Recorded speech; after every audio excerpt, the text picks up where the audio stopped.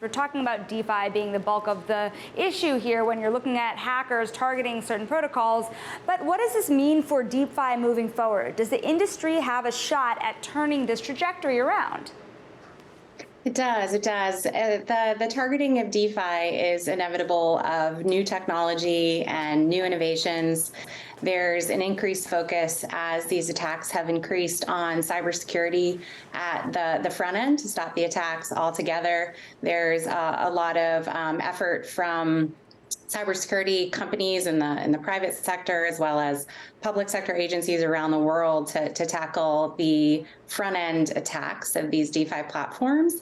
And there's also the downstream efforts that are occurring for the money laundering itself, because if you could stop North Korea in particular from cashing out the funds, it reduces the threat quite a bit. Well, let's talk about North Korea then further. How much can that be blamed for the uptick we saw in 2022? And do we expect that that's a pattern that's going to continue?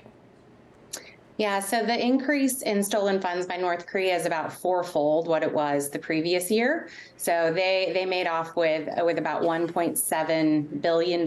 So it's a significant amount of those stolen $3.8 billion. And as research has showed, it's the money is being used to fund their missiles program. So it's a national security threat around the world. The public and private partnerships in this space is key.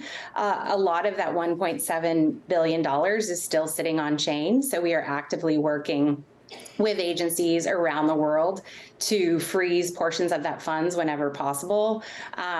We work really closely with the NCSC within the Korean National Intelligence Service, and just last week, we worked together to trace over $1 million of DPRK stolen funds to a US DC wallet, and working together with our law enforcement partners as well, we were able to get that one blacklisted. So there are significant efforts in this space, and I really believe that the primary way that we're going to stop North Korea from stealing funds is to make it less lucrative for them.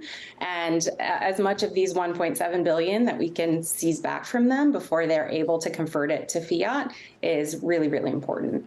You know, given the sheer number of attacks that are coming from North Korea and the amount that it has led to, an amount of money being stolen through the crypto ecosystem, what sets the North Korean hackers apart from other types of hackers? Are there ways that it's more or less difficult to track down the money or even retrieve it in any case?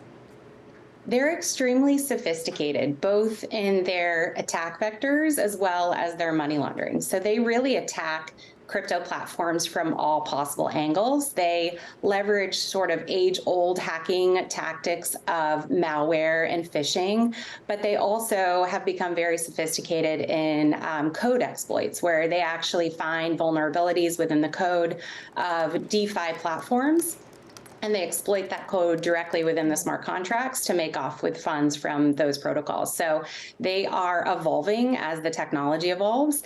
And from the money laundering perspective, they're one of the most sophisticated launderers that we ever come up against. They use every possible mechanism of obfuscation, from mixers to chain hopping to really any tool that's out there.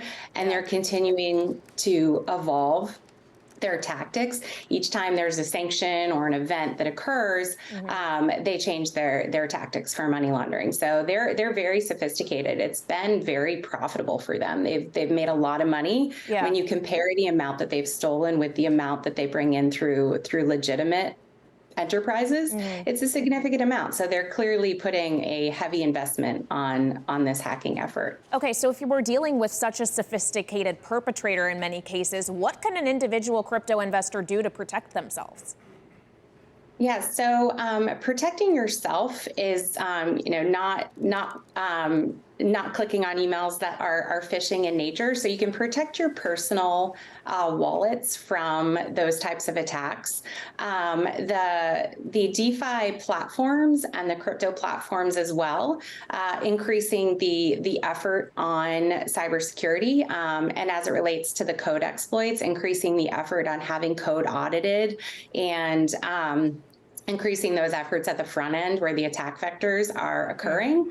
And then also the regulators, the increased focus on regulators and law enforcement to sanction tools that are being used as money laundering is really important, because it does stop those funds from having that avenue to launder, as well as the places where the cryptocurrency is being cashed out to fiat currency. There's a significant effort from the private sector to focus on that as well.